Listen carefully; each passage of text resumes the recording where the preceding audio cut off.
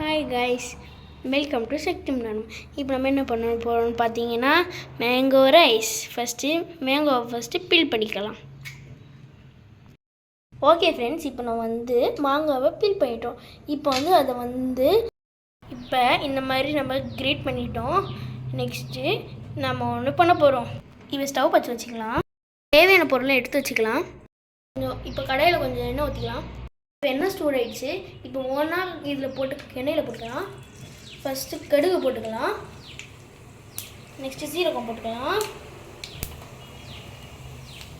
அதுக்கப்புறமா கொஞ்சோண்டு பெருங்காயம் போட்டுக்கலாம். இப்போ கொஞ்சம் போட்டுக்கலாம். வெடிக்கும், இப்போ பார்த்து இருக்கணும். இப்போ காஞ்ச மிளகு 3 போட்டுக்கலாம்.